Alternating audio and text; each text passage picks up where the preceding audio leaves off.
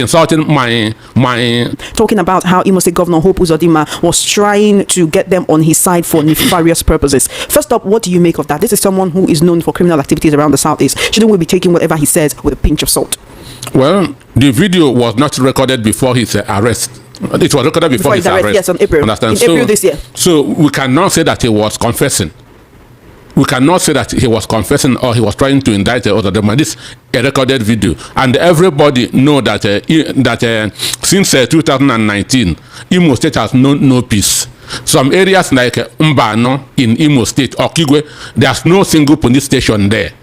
Imo State has been under siege since Governor Hope Uzodimma was appointed governor, and everybody know that everybody know what happened to Ikenga Ugochinyere, who is the House of Reps member representing Idato North and South. He was almost assassinated, and we know that it was his opponents that were behind it. Now there is jubilations in Rivers State that Fumbara has been, the emergency rule in Rivers State has been suspended or lifted. Tinubu leaves the emergency rules in Rivers State. Now Saint Fumbara has resumed office again. Now he's back to government house today, Rivers State. Listen to this man, what he said, then you understand what is going to happen or what is happening in Rivers State. Not just to say pronounced Saint Fumbara as the governor, who is in charge of the government. That's what you need to know. Now take your time, listen to this video so that you know what we are saying, where we are, what is going on in our country today. As you already know that democracy is gone under Tinubu. So we are under a dictatorship rule. And we did, but this one will more come together to resist it. It will not continue. If it goes beyond this in 2027, that means there will be a problem. If Tinubu should continue in 2027, there will be a problem before 2031, which Nigerians will not allow it to continue. Otherwise, there will be a problem. And the danger is already reading all over the world. So I pray we shouldn't get to that point. So in 2027, we all manage to live till that time and try everything possible. All the parties come together to dislodge Tinubu from Aso Rock so that people can live in peace and this country can have at least have respect again. Don't watch this video. We'll come back and talk about it. But don't forget to share, like, share, comment, and subscribe to this YouTube channel. I'll be your guy running for me now. And there was even a video of Hope Uzodimma's wife going about telling people, don't vote for that young boy. He is insulting my husband. A video of Uzodimma's wife going about telling people, don't vote for that young boy. He is insulting my husband. So when you see what the person said and what Hope Uzodimma's wife said, you see that there's a link.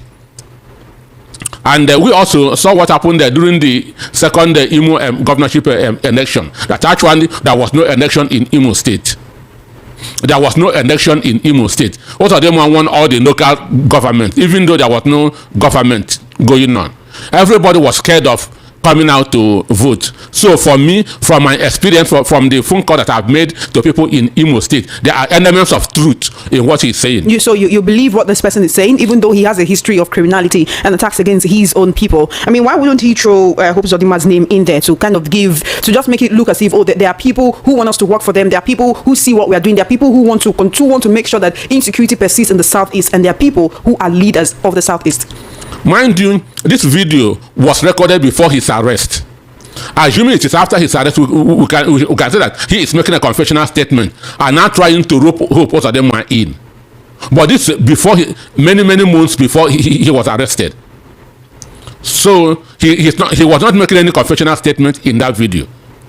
And anybody from Imo State, especially also, that's where Hope Uzodimma comes from, in Ono, Mbano, or Kigwe, will tell you that what that man said is true. Imo State is under siege. Imo State is like Boronu, is Zamfara in Southeast. That's why I say there's an element of truth in what he's saying. And anybody from those areas will confirm what he said.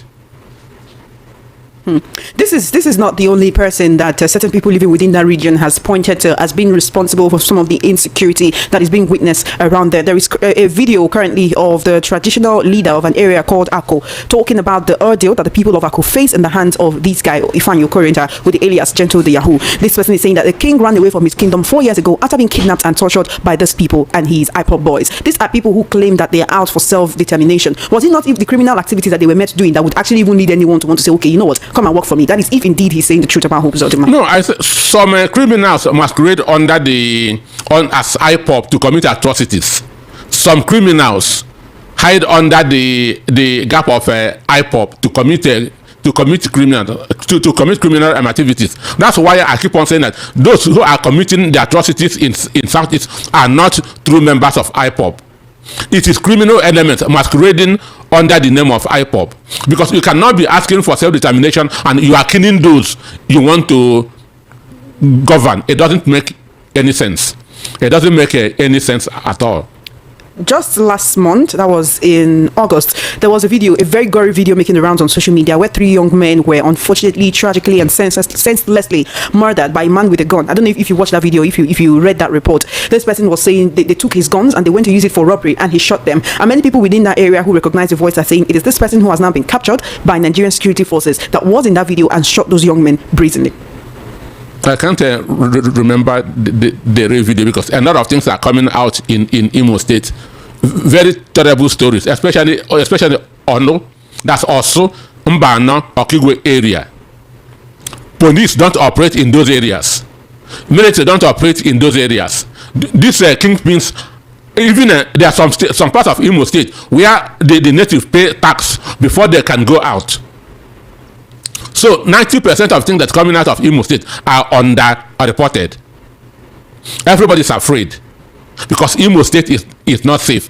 As I said, Imo State is the Zamfara of Southeast, Borno of Southeast. But what would Governor Hope Uzodimma gain from getting criminals to attack his opponents or from getting them to terrorize his people? What does this stand to gain? This is someone who is already the governor of the state, the #1 man in the state. Why does he need to liaise with criminals? Even did this special. One, he came to power through the back door. He never won an election. He never won an election. He came to power through the back door. He was announced winner. How can we sit here from Lagos and say he never won an election? He never won an election. No Imo indigenous will tell you that Uzodimma won the election. That's why he's been called Supreme Court governor. At the end of the election, he came fourth, distant fourth. Imo State have 27 local governments. He won only 2 local governments.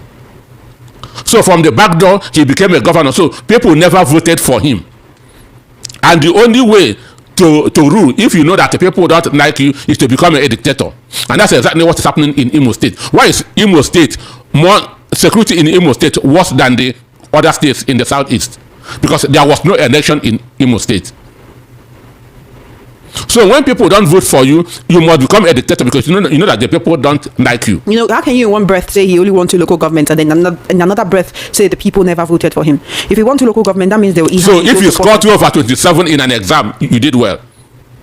If you score 2 over 27 in an exam, no, that just showed that he had his own supporters. He didn't have his own supporters. Whatever we say right now, he's the governor of the state, which brings me back to the question: what does he stand to gain by liaising with criminals, if indeed this person is saying the truth? And also, why is it now that this video is making the rounds? Is it to deflect from the fact that this person has been involved in criminality, is now being captured and will face the full extent of the law? Is this person trying to deflect the blame right now to make it look as if the people responsible for insecurity in the Southeast are the leaders of the people? We have been saying this over and over. We have been saying this over and over that that it is politicians that are sponsoring the criminal elements in the Southeast. So it is not new. The issue is somebody is now coming to name somebody. Somebody has now come out to name somebody. So that is the information here. But in the mind of the people, we know what is happening in Imo State. Why is it only in Imo State? How many bad news do you hear from Abia State? So for me, it is because he was not voted by the people. He has to resort to arms. And that's the only way he can rule. And I bet Uzodimma will never be in Imo State after the end of his tenure. You think he's going to run away? He will run away. He will run away before the end of his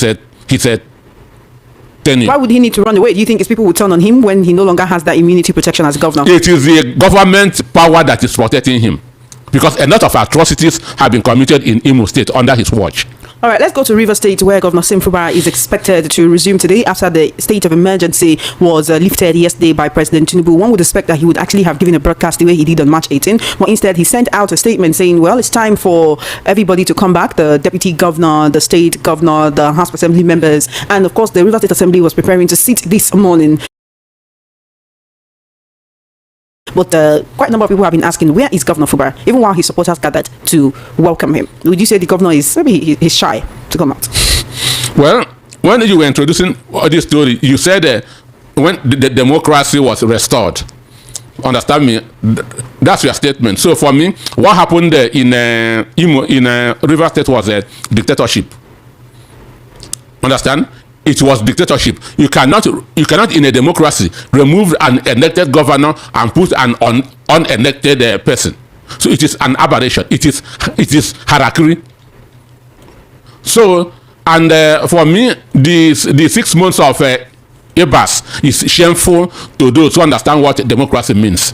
It is very shameful for those who understand what democracy means. And at the end of the day, it is Nyesom Wike that won this fight. It is Nyesom Wike that won this fight because his wish has been met. His 27 renegade House of Assembly members is now back. And Amawene is from his own constituency. I mean the speaker. So, and now, Simi Fubara is going to rule like a captured dog because he's not free. Any shift, they will impeach him. So he's going to rule as a coward. Nyesom Wike, as we speak, is now the unseen governor of River State. Nyesom Wike is now in power. Why Fubara is in government? And it is those in power that controls those who are in government. So it is Nyesom Wike that won this fight, not the people of River State. It is Nyesom Wike that won this fight, not the people of River State. You know, the sole administrator did conduct the local government elections, which was largely won by the APC, and quite a number of people see that. That's the agreement, that's the arrangement. Just handing over. The APC is meant to be an opposition party in that state, especially since Fubara is a PDP governor. The PDP has told him, stay with us, don't defect, stay with us, and we'll protect you. Meanwhile, the APC is saying, come to us and we will protect you. Will Fubara be better off staying with the PDP or defecting to the APC? Fubara has been beaten to submission. So he has no alternative than to join the APC. So you foresee him joining the APC? I foresee him. I said, he has no confidence in himself anymore. He is battered. So joining the APC for his own protection or because he sees that as for his own safety. Then he will now be begging if there's any way they will allow him to go for second term. Because Wike has said that he will not go second term. So he will now try to be a good boy so that he can go for second term. So he is now he has been beaten to submission. So he is going to rule as a coward. A governor of a state, the chief security officer of a state will now be taking order from somebody else. So it is very, very shameful. It's quite unfortunate. Yesterday, a video surfaced showing some security aides attached to the now former sole administrator, preventing him from leaving the River State government house and saying he's trying to leave with the state resources. That doesn't make sense. That doesn't make sense? There are banks. He doesn't have to carry Ghana must go of money and begin to this thing go. So what they should be fighting is pay us our allowances, pay us our salaries, pay us ours for the services that we did under your inaugural administration. So it's not that he's carrying Ghana must go of River State resources. No. You know, the people of Rivers are actually rejoicing and they're happy to have their governor back. They gathered this morning en masse in their numbers to welcome the governor back. But the question remains, where is Fubara? We've not seen videos of him, you know, going doing that triumphant entry into the government house. Returning to where he left. He's coming in as a coward. So you keep repeating that, and I really prefer if you could use another word, because when we call a democratically elected governor a coward, it makes it look like you are really looking at him like he belongs on the ground, he belongs to the dust. Even if you say he has been trampled upon and he will now be ruling by proxy, he's ruling on behalf of somebody else. Even if that is what it is, wouldn't you say that cowardice is a whole stretch? What could he have done if he was fighting against the powers that be? The minister of the FCT, who is on the side of the president of the Federal Republic, and the court seems to also be on the side. What else could Fubara have done that he did not do? Would you have expected him to resign immediately the emergency rule was declared? So what is it you want him to do that he did not do that makes you keep harping on him being a coward? Assuming that Fubara has said, I will not take this, I resign. You think that would have shown he would have been in the rank of Nelson Mandela. People will have praised him forever. This is the man who hasn't been in office for up to 3 years, and you want him to resign just like that? That's selfish interest. Selfish interest. He doesn't care about his name. Fubara would have been better off. Fubara would have been a hero if he had resigned. Than now coming in, with he's like a dog with his tail tucked between his two legs. For me, he disappointed big time. All right, the assembly is sitting right now, and of course the speaker is someone who is loyal to the FCT minister Nyesom Wike, Martin Amewule. He has never agreed with Governor Fubara. And from Obia or local government. So Wike's strategy, you cannot put him there to become governor if Fubara messed up. So you feel what everybody is looking up to now is for Fubara to mess up again, so that someone else can take charge. But if anything causes Fubara to leave right now, the deputy is supposed to be the one to take charge. The idea was to impeach Fubara, the deputy, let Martin become the governor. Is it still impossible for that to happen right now, since the assembly still has the power to impeach the governor? It depends on if Fubara steps on the wrong foot, he's off. If Fubara refuses to be a boy, he is off. So Wike is now the unseen governor of Rivers State. The sole administrator said he was able to save Rivers State from slipping into paralysis by holding the state up while Governor Fubara was in suspension. For me, he should be ashamed of himself that somebody used him to destroy democracy. He should be ashamed of himself. But in Nigeria, we don't have men of integrity. We don't have men of honor. Not one person that you can point to in this whole country of over 200 million people. This is a country of Sodom and Gomorrah. All right, that's a very pessimistic outlook, when you look at it, comparing Nigeria to Sodom and Gomorrah. But Atiku, that is the presidential candidate of the PDP in the 2023 elections and former vice president, has said that President Tinubu is acting like a dictator, and what he did was an illegal removal of a democratically elected governor. And anyone celebrating the fact that Fubara is back right now is also part of that illegality. I agree with him. I agree with him. Because what happened there on March 18th is autocracy. It is dictatorship. It is fascism. And the Ebas should be ashamed for having been used to achieve that. Because it was democracy that was turned upside down. So democracy died in Nigeria on that March 18th. So what Atiku said is the truth. All right, there is a video of the outgoing administrator swearing in the head of service, making his final broadcast, listed his achievement in the state before he left. Well, if you remember George Wike, who resigned, it was just about a week after the state of emergency was declared. At some point, his wife came out to say she doesn't know the whereabouts of her husband, and then at some point, George Wike was seen in Abuja in the hotel giving information. Came out to give information, talking about how the Governor Fubara did this, and he said a whole lot. Then, what becomes of people like that who were thrown into confusion and disarray when the state of emergency was announced? He was sponsored. He is on the side of Wike, so nothing will happen. So, and the Ebas has no right to appoint a head of government. But this should... All he did was swear them in. Appointed by who? I cannot be governor and somebody else will appoint my it doesn't happen. But does Fubara have the power to now reappoint now that he's back? Even though we haven't seen him. We will see him. He's trying to build up confidence because he disappointed a lot of people. So the head of service is the governor that should appoint. But because of fear, Fubara may allow him that to still stay there. Because of fear. And even for him to reappoint, he has to seek permission from Nyesom Wike. They were in UK for some days. Do you know what they discussed there?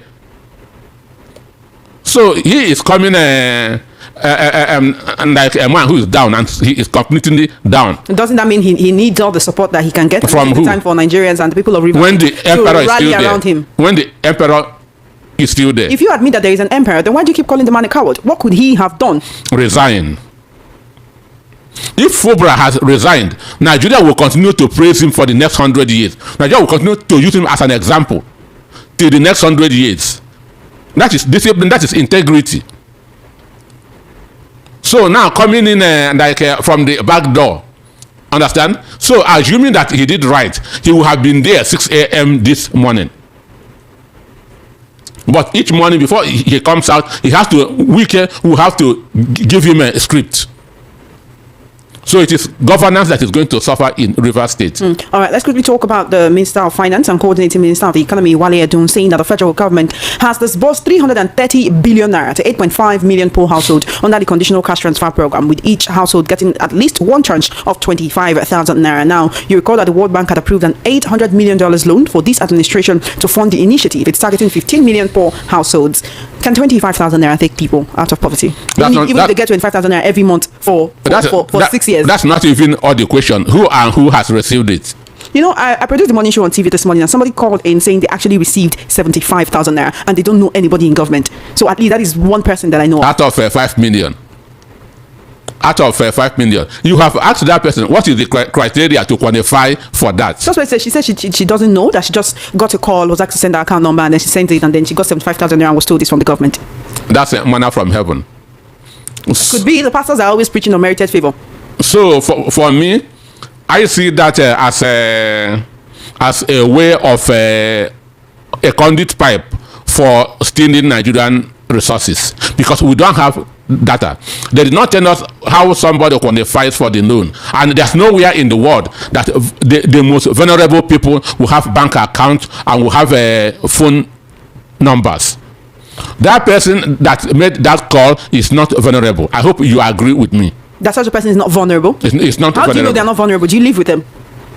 There's no way a vulnerable Nigerian will have bank account, will have a phone number, be recharging that phone. It's not vulnerable. If we go by the word, by the word vulnerable. So for me, it is a way of stealing Nigerian resources. Okay, they have distributed over 8 billion. And only one person called you and said that... It's actually about 330 billion naira to 8.5 million poor households. 8.5 million households all across the country. And the target is 15 million poor households. And they've distributed 30 billion. 330 billion naira. 330 billion. Well, for me, this is a waste of resources. Because 25,000 naira cannot do anything to a family. It cannot sustain a family. That is one. Then such money that come easily cannot be invested. Assuming there's an environment for invest. This money would have been good channeled to infrastructural development. Because palliative cannot make anybody rich, cannot make a country rich. And Nigerians know this, how come the government continues to run this policy of sharing palliatives or sharing money instead of investing it in a way to make people, instead of giving someone fish, teaching them how to fish, maybe for skills acquisition, teaching people how to be bosses of their own? Well, Oshibajo was reduced to sharing money. Oshibajo was going from one market to the other, sharing 10,000. At the end of the day, how many people became empowered with that 10,000 naira? The answer is none. Umar Farouk that also had his own Minister of Humanitarian that's our face. What an impact? None. So they are not learning from countries that have done such things. They are not learning from countries that has done that. Because for me, this 25,000 naira is not. It will not help anybody. It will not help anybody. If they had channeled it into productivity, I read a report on Monday that over 80 million Nigerians have no job to do. Over 80 million. And 2 days ago, the EFCC chairman was talking about cybercrime. For me, I said government caused it, because an idle hand is a devil's workshop. When 80 million youths have no job to do, they must look for a job for themselves. When government fails to provide a job, they will provide it for themselves. And it will not be a very good one. So that's where we are. It's quite unfortunate, but we'll continue to hold the government accountable to ensure that they make policies that will make life easier for the average Nigerian. But are you saying you will not be happy to receive 25,000 naira free of charge? Money that you not work for? What can it do for me? One or two things. I don't need it. There are people who need it, but they don't have the data of such people. A lot of Nigerians need it more than me. So they should go to those people, but they are not doing it. All right, then this is where we'll draw the curtain. That was what I said yesterday. Listen to the video. Exactly what I said yesterday. That we now have two governors in Rivers State. One, visible governor, the one that you can see, and invisible governor, the one that you cannot see. But that one that you cannot see is more powerful than the one you can see.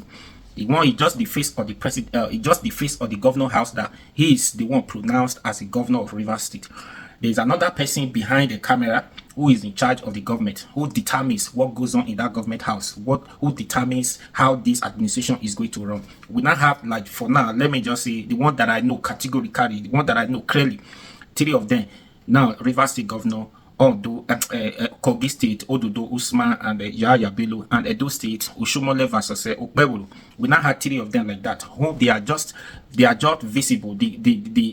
For the sake of democracy, they pronounce them as a governor, but off the camera, they are not the governor. So the people, those invisible that you cannot see, they are the one in charge of the government. They decide what goes on. So the governor take permission from them before he do anything, and if they says no, that whatever you are planning to do, you want to do if it does not go well with these people, invisible governor in these 3 states, they cannot do it. That's the reason of that's the meaning of this godfatherism. What Saint Fumbara do not want to continue. Saint Fumbara wanted to break the bridges between and the godfatherism in Rivers. Unfortunately, he did not succeed. It turns out to be something else. So now, Wike is in charge of Rivers State. Now, Saint Fumbara is hiding his shame. Now, like that man said, that's why I said yesterday, he's just a coward. And this man is continuing to repeat. And the other, this one, you're saying as if you don't know what is going on in the country. I like people who analyze issues like this. He'll tell you, just hit the nail on the head. That's how it should be. Not beating around the bush because you are in the studio, you are scared that you don't want to say the truth. That's how it is. So, what are we saying? All the institutions has failed, broken under Tinubu. We are not in the military rule. What happened in Rivers State is nothing to be celebrated. Saint Fumbara is ashamed. Now, so what those people were taking for granted, Amowele and his cabinet now, Saint Fumbara cannot even do anything. Whatever he says he wants to do, those people will come against him. They say, if you mess up again, they impeach you. That's it. So we cannot do. The only thing now, just be there. Behave like ash water, cold water for the next 2 years. Your own is just to go there, and if you have opportunity, steal your money. Just steal your money, billions of naira. You don't care. That is how it is. So that you have your money. Because 2027, you are not going there. That blessing they will not give you. Even if you decided to be a good boy, nice person, be loyal, more than loyal, you have been given to Wike before, loyal is everything. 2027, I do not think that government house is for you after 2027 election. I don't think you are going back. So except Wike give you the blessing again, say, okay, my son, I have forgiven you, don't worry, come back again. Coming back again, you are ready to play along with Wike. You must not challenge him again. You are ready to obey rules and regulations. Abide with whatever Wike says. Other than that, I don't see. And after that 2027, you want to challenge him again, maybe you will win at that time, or they will try to impeach you. They will not fit. But if you want to do that, if they dislodge Tinubu in office, then try it again and put Wike where he belongs. That's where people will respect you. You will come back if at all you come back again. But Wike is smarter than you. Wike know you are going to do the city because Wike, Tinubu's position is not sure in 2027. If Tinubu, anything that makes Tinubu goes back to body long, then definitely Wike is going to be. Wike too is going back to Rivers State. Wike is going to be replaced as FCT minister. So if Wike goes back who is political and you now bring up this issue again, you're able to defeat Wike at that time. Wike political career is dead in Rivers State because nobody will take him seriously again. That's what you wanted to do. If you have succeeded, Wike political career would have died. But unfortunately, because of Tinubu arrogance, he decided to go in favor of Wike. Tinubu has never been fair in this matter. He's just a one partisan person, just one-sided. He doesn't care because he's Wike, no Wike. But hey, I am waiting to see the fight. Tinubu and Wike will fight because nobody when Wike don't fight to. As I say before this fight start, one person don't go to the other side. Other than that, Tinubu and Wike will still fight for this country where they will witness him. Because Wike, he want to contest now. If not 2031, Wike want to contest. He's expecting Tinubu to brace him, to favor him. That's where the problem will start. That's where Tinubu and Wike will fight 2021. If at all they are still alive till that time, may God keep us alive. So now, Saint Fumbara is just there as nobody, as an orphanage person. He can't do anything now. He can't do anything. But if he had resigned, since you were being defeated, you just want to maintain that integrity. If you have resigned, you would have earned more respect. People will look for you. That respect. But hey, the money is not there. Resign for what?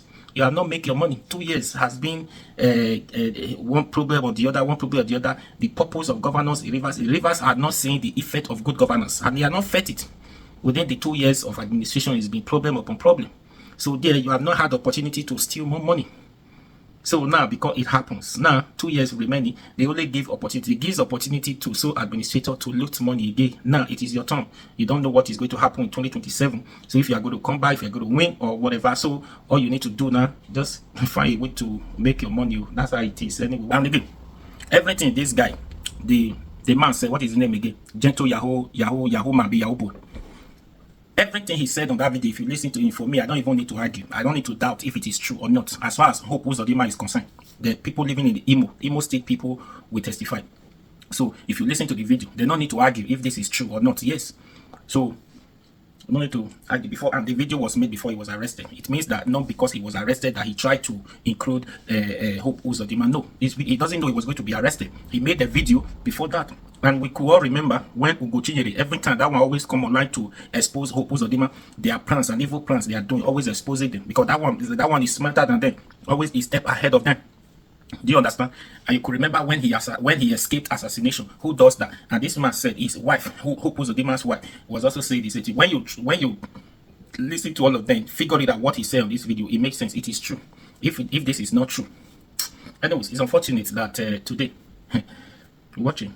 So I know if Hope Uzodimma leaves office, he can't even live in that Imo State, because when he does not have immunity again, he can't afford to live in that Imo State, because the atrocity is too much. So you don't need to doubt if that one was saying the truth or not. So Hope Uzodimma, he said know himself that these politicians, they are like that. That's why the man said even the money they promised them, Hope Uzodimma promised them this, promised them that, promised them that, and they are always like that. That's the reason why you, as a Nigerian, as a concerned citizens of this country who want a change, you don't need to listen to these people giving you fake promises that they are going to do this for you, do this for you, in favor of them, for you to go and buy for them, for you to go and snatch ballot boxes for them, for you to go and kidnap for them, for you to go and assassinate somebody for them to win elections, so that they will reward you for that. They are only going to reward you individually, or how many people involved in the process, isn't it? But at the end of the day, after you carried out this dangerous act, yet they will still disappoint you, they will still betray you without fulfilling their promises to you. Meanwhile, you have fulfilled your promises. The blood of innocents are already in your palm. They are judging you, they are going after you, yet these people will not fulfill their promises to you. Whatever they promised to you, the money, the faith, and everything will not be given to you, will be denied. So what is the reason? Why are you taking risk for them? The risk that is going to affect you, affect your future, affect your younger generation. You see, he said everything that Hope Uzodimma, they did this, they did that. At the end of the day, Hope Uzodimma disappointed. They were disappointed. So that's a politician. For any politician who is promising you, when knowing fully well that this person does not deserve this position, he does not qualify to be there, he's only promising you, telling you to buy somebody for him to get into that position. You know that the person does not qualify. He does not have anything to offer. Anybody who comes into that office through the back door, he's never going to do well, because he paid his dues, and he's not going to listen to you again. At that time, he will even try a way to even silence your voice. That's what they do. At that time, he has the power. Immunity covers him. Do you understand? That's why you don't need to make that mistake again. Go and check every time. The last election, do you know how many thousands of people cried out that APC promised them? They never fulfilled their promises to them. And Oluomo promised a lot of them in Lagos State after election. They didn't give them their promises. APC the same thing here and there. They didn't. So anybody who is promising you to use your position, to use the little thing you can do to change the country, when you support competent people, you decided to sell your conscience based on the filthy or little amount of money they promise you. At the end, they're not going to give you. You're selling your future. At the end, you are regretting. What do you think? Please share this video and please subscribe to this YouTube channel now.